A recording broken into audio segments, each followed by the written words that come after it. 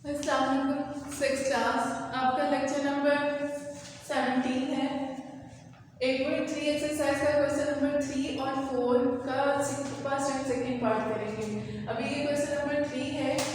हम लोग कर रहे थे ये एक्सरसाइज आपकी जो सी है ना, ये एडिशन के ऊपर है।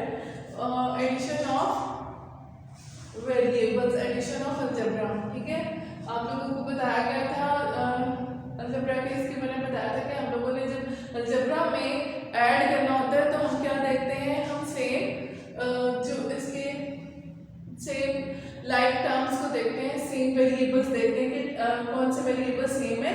जो सेम वेरिएबल्स होते हैं उनको हम ऐड करते हैं। अब यहाँ पे इसका सोल्यूशन स्टार्ट करते हैं। हमारे पास डिफरेंट टर्म्स है। अभी पहले आप लोगों ने किया है एक्सरसाइज के अंदर, टर्म्स को कनेक्ट किया था फिर प्लस साइन, ऐसा किया था ना। सेम उसी तरीके से हम यहाँ पर ऐड द फॉलोइंग लिखा हुआ है, ऐड लिखा हुआ है, इसलिए इसको हम जब कनेक्ट करेंगे तो फिर प्लस साइन करेंगे। यहाँ पर आ जाएगा AB plus BC plus BC plus BC। ठीक है, अब नेक्स्ट क्या है, AB और BC, ये दोनों कौन सी है, अनलाइक टर्म्स है। AB और BC दोनों अनलाइक टर्म्स है, इन दोनों को हम ऐड नहीं कर सकते।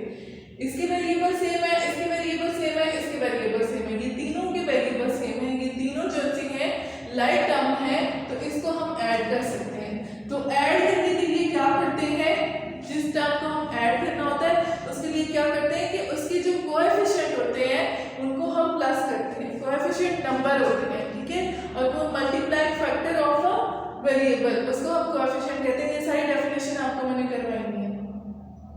अच्छा, अब यहाँ पर हमारा मल्टीप्लाई फैक्टर कौन सा है, जब यहाँ पे हमारे किसी भी वेरिएबल के साथ यहाँ पर कोई भी नंबर नहीं आ रहा तो ये सिंगल आ रही है, इसको मैं कह सकती हूँ ना, ये सिंगल पीसीस, टू वैल्यूज है वेरिएबल तो सिंगल है। ठीक है, ये भी सिंगल है, ये भी सिंगल है। सिंगल हम किसको कहते हैं, वन को कहते हैं। सिंगल जो भी चीज हो उसको हम नंबर्स में जब लिखते हैं तो वन लिखते हैं। और वन आपका मल्टीप्लिकेटिव आइडेंटिटी भी है कि अगर ये किसी नंबर के साथ मल्टीप्लाई होता है तो उस नंबर की आइडेंटिटी को चेंज नहीं करता। ठीक है, आइडेंटिटी क्या होती है, किसी भी नंबर की जो फेस वैल्यू होती है उसको हम आइडेंटिटी बोलते हैं। जैसे b की फेस वैल्यू b, आपको ये पता है, c की फेस वैल्यू देखते ही हमें पता लग जाता है कि इसका नेम c है। तो इन दोनों की वैल्यूज को कौन सा नंबर है जो मल्टीप्लाई होगा और उसको चेंज नहीं करेगा, 1। ठीक है, तो इन सारे वेरिएबल्स के साथ मल्टीप्लाई फैक्टर कौन सा आ रहा है, 1। तो हम यहाँ पर जब कोएफिशिएंट लिखेंगे तो 1 प्लस 1 कितनी, 3 है, 1 2 3। ये क्या है, BC। एक ही दफा लिखेंगे, जो उनका वेरिएबल होता है हम सिर्फ एक दफा उसको बाहर लिखते हैं, जो कोएफिशिएंट होते हैं उनको अंदर ब्रैकेट्स में लिख देते हैं। ये होगा AB प्लस 1 2 3 BC। ऐड कर रहे हैं ना, तो ऐड करने में हम इकट्ठा करते हैं। ठीक है, उनको कनेक्ट कर इकट्ठा कर दिया, 3 BC आ गया। वो पहले अलग अलग क्या हुआ था, तो यहाँ पर उनको 3 BC, ये उसका आंसर हो गया। ठीक है, समझ आ गई है। अब नेक्स्ट क्वेश्चन करते हैं। नेक्स्ट है 2x square y plus x square y plus xy square. अच्छा, आपको लाइक टर्म्स के अंदर मैंने ये भी बताया था कि हमारे वेरिएबल सेम होने चाहिए, वेरिएबल्स के एक्सपोनेंट सेम होने चाहिए, तो तब वो लाइक टर्म्स होती हैं। ठीक है, इसके अंदर हमारे पास like term x square y और x स्क्वायर y दोनों जो वेरिएबल्स हैं सेम है। इसके भी x की पावर 2 है, x की पावर 2 है, y है और y है। डबल वेरिएबल्स भी आ रहे हो तो तभी हमें ये देखना होता है कि वो दोनों वेरिएबल्स सेम ही होंगे। ठीक है, ऐसे भी क्वेश्चंस होते हैं, आपके दो वेरिएबल्स भी एक कोएफिशिएंट के साथ आते हैं, ये तीनों मल्टीप्लाई हो रहे हैं, ठीक है, एक दूसरे के साथ। अब यहाँ पर थर्ड, हमारे पास जो थर्ड टर्म आ रही है वो क्या आ रही है, x y स्क्वायर। अब ये यहाँ पे y स्क्वायर है, यहाँ पे कहीं पर हमारे पास y स्क्वायर नहीं है, तो ये क्या होगी, ये अनलाइक टर्म होगी, इसको हम इनके साथ ऐड नहीं कर सकते। तो यहाँ पर ये दोनों लाइक टर्म्स हैं, इनके कोएफिशिएंट लिखेंगे 2 प्लस 1। वही चीज पीछे मैंने आपको बताई थी ना कि 1 मल्टीप्लाई फैक्टर हर वेरिएबल के साथ 1 मल्टीप्लाई हो रहा है। यहाँ पे क्योंकि 2 आ गया इसलिए 2 को लिखेंगे, और यहाँ पे 1 x स्क्वायर y प्लस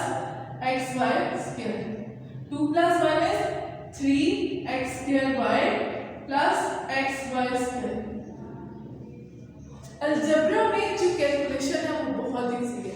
इसके अंदर हम लोगों ने बहुत ज़्यादा नंबर्स को बड़ा बड़ा से नहीं करना होता।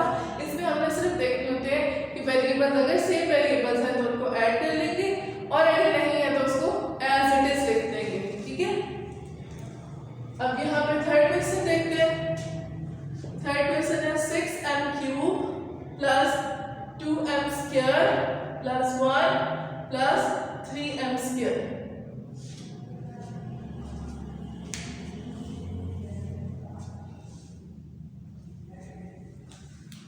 जी, तो अब यहाँ पर क्या करेंगे हम? यहाँ पर जो लाइक टर्म आप देखते हैं, सबसे पहले जो क्वेश्चन को लिखते हैं ना, रीराइट किया, तो यहाँ पर ये देखना होता है कि लाइक टर्म्स कौन सी आ रही है।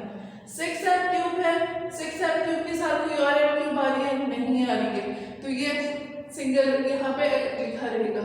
उसके बाद नेक्स्ट हमारे पास 2m² है, ये 2m² और ये 3m²। ठीक है, m² है 3m², तो ये दोनों वेरिएबल भी सेम है, उनकी पावर्स भी सेम है, तो ये लाइक टर्म्स हो जाएंगी। प्लस 1 क्या होता है? कांस्टेंट नंबर होता है। ठीक है, डेफिनेट वैल्यू होती है, इसको हम चेंज नहीं कर सकते, तो ये कांस्टेंट नंबर होता है। 6m³ इसी तरह से आगे 2 और 3, यहाँ पे 2 प्लस 3m² प्लस 1। 2 प्लस 3 जो सेम वेरिएबल थे, सेम उनके एक्सपोनेंट्स थे, सिर्फ उसके कोएफिशिएंट को ऐड किया, बाकी मैंने उसी तरह से कांस्टेंट को भी वैसे ही रहने देंगे और 6m³ को भी वैसे ही रहने दिया। 5m² प्लस 1, ये इसका आंसर हो गया। इजी है ना? देखें, उसको ये नहीं करना कि आप सारे नंबर्स को ही ऐड करना है, जहां पर जितने लाइक टर्म थे सिर्फ उनको ऐड करना है, बाकी छोड़ देना है। नेक्स्ट क्वेश्चन देखते हैं, क्वेश्चन नंबर 4। क्वेश्चन नंबर 4 है सॉल्यूशन इसका b² plus 3ab plus 4ab plus 2a²। अच्छा जी, यहाँ पर हम क्या करेंगे? b² है, b² के साथ कोई और b² नहीं आ रहा, यहाँ पे ये दोनों लाइक टर्म्स आ रही हैं। मैं यहाँ पर, अच्छा यहाँ पर एक चीज होती है कि जब हम अल्फाबेट्स देखते हैं तो अल्फाबेट्स को हम डिसेंडिंग ऑर्डर में, हमने एक्सप्रेशन को आपने पढ़ा था ना कि एक्सप्रेशन को डिसेंडिंग ऑर्डर में अरेंज करना होता है। डिसेंडिंग ऑर्डर में अरेंज कैसे करते हैं? हम अल्फाबेट्स को देखते हैं, जैसे नंबर्स में डिसेंडिंग ऑर्डर में स्मॉलेस्ट टू ग्रेटेस्ट जाते हैं, हमें पता है 1 स्मॉलेस्ट नेचुरल नंबर तो 1 से स्टार्ट होते हैं, 0 हो स्मॉलेस्ट होल नंबर तो 0 से स्टार्ट, 0 1 2 3 4 इस तरह से। अब यहाँ पर हमने देखना है हमारा स्मॉलेस्ट अल्फाबेट, स्टार्टिंग अल्फाबेट कौन सा है? ए, तो ए को हम पहले लिखेंगे 2a²। ठीक है, अब इन दोनों को, और ये b एंड में चला जाएगा, या इसके बाद यहाँ पे हम b² लिख देते हैं और ये दोनों जो से हैं इसके कोएफिशिएंट को ऐड कर लेते हैं, ab और ab सेम लाइक टर्म आ रही है, 3 प्लस 4ab, ये हो जाएगा 2a² ऐसे ही रहेगा क्योंकि ये भी अनलाइक टर्म है, ये ऐड नहीं हो सकती, बस लाइक टर्म ऐड करेंगे तो 3 प्लस 4 7ab, ये आंसर है। ठीक है, इजी है, स्टेप बाय स्टेप करोगे तो कभी भी कोई कंफ्यूजन नहीं होगी। अच्छा जी, अब क्वेश्चन नंबर 5 को देखते हैं। क्वेश्चन नंबर 5 में हमारे पास आ रहा है x, ऐड करना है, ऐड तो फॉर्मूला था ऐड, और ये -xy इसके साथ आ गया, -xy प्लस y², फिर हमारे पास ऐड का साइन और ये -xy, जो हमारे क्वेश्चन में गिवन है वो नेगेटिव नंबर गिवन है। ठीक है, और हमने उसको ऐड करना है।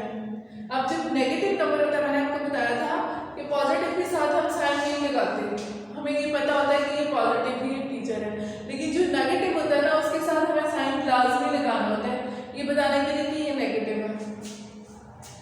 अब यहाँ पे क्या करते हैं, x प्लस, मैं इन दोनों को एक ही ब्रैकेट में लिख लेती हूँ, वो क्यों कर रही है ये भी मैं आपको बताती हूँ। दोनों ये दोनों लाइक टर्म्स आ रही है, ये तो इसके साथ लाइक नहीं है। ठीक है, तो यहाँ पर -xy और ये वाला -xy इधर ब्रैकेट में आ गया, प्लस ये दोनों प्लस के आ गए। ठीक है,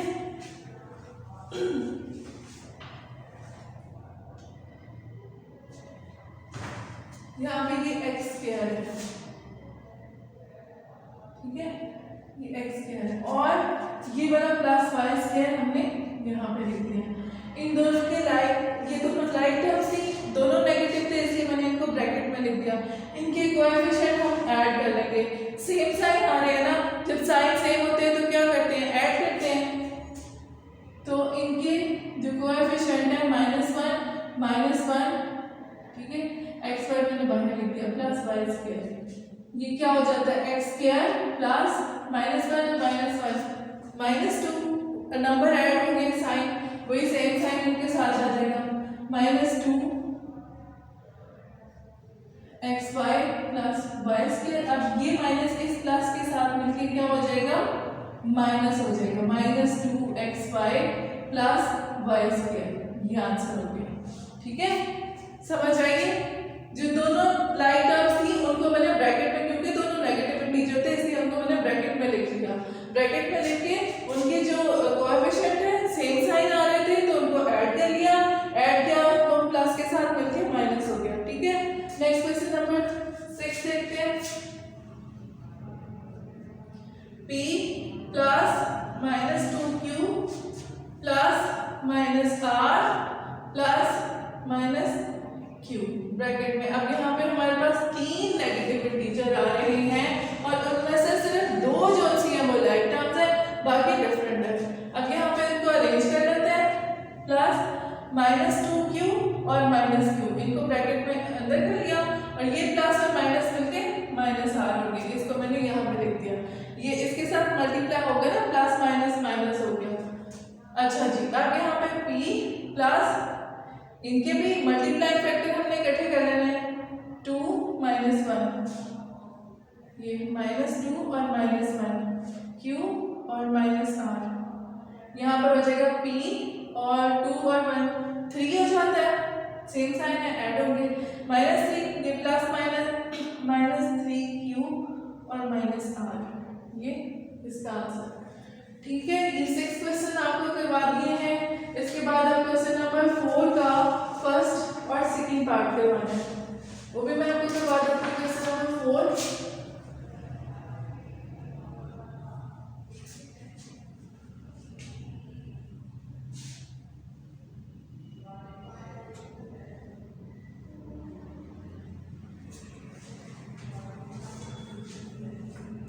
जी, क्वेश्चन नंबर 4 है हमारे पास, find the sum of the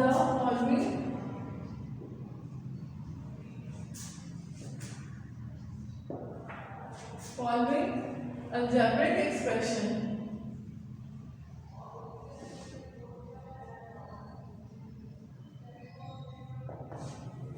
ठीक है, अच्छा जी, ये मेरे पास नंबर 1 आ रहा है, a²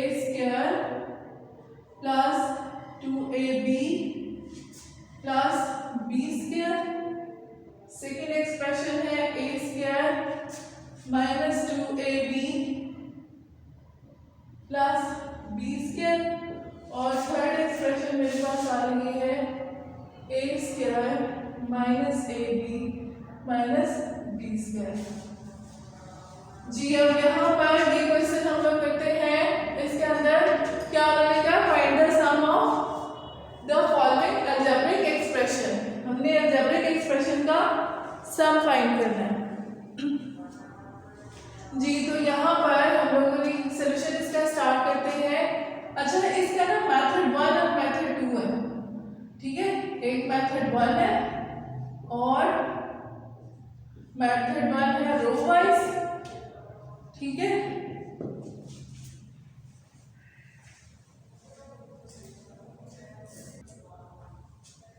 जी, मेथड 1 इसका था रो वाइज। अब हम इसको कहते हैं रो वाइज। क्या होता है, तो इस तरीके से हम इसको सॉल्व करते हैं। पहले फर्स्ट एक्सप्रेशन लिखेंगे ब्रैकेट में, 2ab प्लस b², फिर प्लस साइन आया।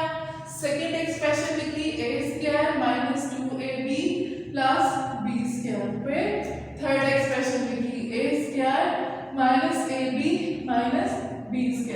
ये हमारे पास तीनों एक्सप्रेशन मैंने रो में लिख दी। रो कहते हैं जब हम इसको हॉरिजॉन्टल वे में लिखते हैं। ये हॉरिजॉन्टल है, ठीक है। तो इस तरह से जब हम लिखते हैं तो इसको रो वाइज बोलते हैं, और कॉलम वाइज जब हम उसको लिखते हैं परपेंडिकुलर टाइप लिखेंगे तो वो हो जाती है कॉलम वाइज। अच्छा जी, अब यहाँ पर सोल्यूशन स्टार्ट करती हूँ। मैं पहले ब्रैकेट को खोल दूंगी, 2ab plus b square plus a square minus 2ab plus b square plus a square minus ab minus b square, ठीक है। सारी ब्रैकेट्स खोल दी। अब ब्रैकेट्स खोलने के बाद नेक्स्ट स्टेप मैंने क्या करना है, जितनी भी लाइक टर्म्स हैं उनको इकट्ठा कर लेना, उनको एक साथ लिख लेना। ए स्क्वायर पहली इसमें टर्म आ रही है ए स्क्वायर प्लस ए स्क्वायर, जो तीनों मेरे पास ए स्क्वायर थे उनको मैंने ये लिख दिया। अच्छा, एक चीज और मैं आपको बता दूं कि जो वेरिएबल में किसी भी नंबर के लेफ्ट साइड पे जो साइन होता है वो इससे बिलोंग कर रहा होता है, ठीक है। अपने राइट साइड, ये साइन अपने राइट साइड वाले नंबर से बिलोंग करता है, ये साइन अपने राइट साइड वाले नंबर से बिलोंग करता है। हम कभी 2ab को इस प्लस के साथ नहीं ज्वाइन कर सकते, ये प्लस इस b के साथ है, ठीक है। तो कोई भी नंबर के लेफ्ट साइड पे जो साइन होता है वो उसका साइन होता है, और साइन के राइट साइड पे नंबर उस साइन के से रिलेट कर रहा होता है, ठीक है। इसलिए ये प्लस ये ए भी था, ये प्लस ए स्क्वायर था और ये प्लस ए स्क्वायर था, मैंने ये लिखा। अब यहाँ पे मेरे पास प्लस 2ab आ रहा है, ये वाला प्लस 2ab इसके साथ यहाँ पर आ गया। अब यहाँ पे ये क्या है, माइनस 2ab, ये माइनस 2ab आ जाएगा, ये इसका साइन माइनस ab ये आ गया। नेक्स्ट अब ये प्लस बी स्क्वायर, ये प्लस बी स्क्वायर, ये प्लस बी स्क्वायर और ये माइनस बी स्क्वायर, ठीक है। मैंने क्या किया है, जो राइट टर्म्स थी उनको इकट्ठा कर दिया। सबसे पहले ए स्क्वायर की टर्म उसको इकट्ठा किया, फिर ए बी की टर्म उसको इकट्ठा किया, फिर बी स्क्वायर की टर्म को इकट्ठा कर दिया। अब नेक्स्ट स्टेप में क्या करूंगी, पहले हम लोगों ने रो वाइज मेथड 1 लिखा, उसके बाद जो एक्सप्रेशन क्वेश्चन में दी हुई थी उनमें प्लस साइन लगाया। नेक्स्ट स्टेप में साइन ब्रैकेट्स को खोल दिया, सारे वेरिएबल सब सारे एक्सप्रेशन एक साथ लिख दी, एक स्टेटमेंट में आ गई। उसके बाद थर्ड स्टेप में क्या किया है, जो लाइक टर्म्स थी उनको इकट्ठा कर दिया। अब फोर्थ स्टेप में मैं क्या कर रही हूँ, इनके जो कोएफिशिएंट है उनको ऐड कर देना, ठीक है। हर टर्म के कोएफिशिएंट को ऐड कर देना उसके साइन के साथ, ठीक है। जो यहाँ पे -2 था इसलिए -2 लिख दिया, -1 हो जाएगा, प्लस यहाँ पे ये सारा ये 1 ये भी 1 प्लस 1 और ये -1 बी स्क्वायर, ठीक है। वो जो साइन को इस नंबर्स के साथ मैंने लिख दिए। इन चीजों को, ये स्टेप्स अगर याद रखोगे आपको कभी भी ये क्वेश्चन कंफ्यूज नहीं करेंगे। सबसे पहले आपने ये कि फर्स्ट स्टेप में हमने साइन अप्लाई करना है, जो भी हमारे पास क्वेश्चन में कहा गया, अगर सब कहा गया तो प्लस लगाएंगे, डिफरेंस कहा गया तो माइनस लगाएंगे, ठीक है।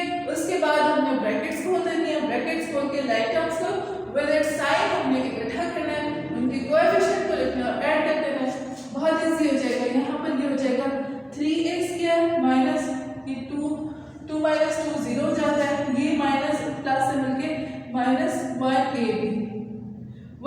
लिखो या सिर्फ ab लिखो, उससे फर्क नहीं पड़ता। नेक्स्ट ये माइनस प्लस 1 -1 से 1 -1 0 और ये 1 साथ आ जाता है, प्लस 1 b स्क्वायर, ये इसका आंसर हो गया, ठीक है। ये है मेथड 1, इजी है, बहुत इजी है, मतलब 3-4 स्टेप में आपने आंसर निकाल दिया और कहीं पर भी आपको कंफ्यूजन नहीं हुई, आराम से लाइक टर्म्स को इकट्ठा किया और लिख लिया।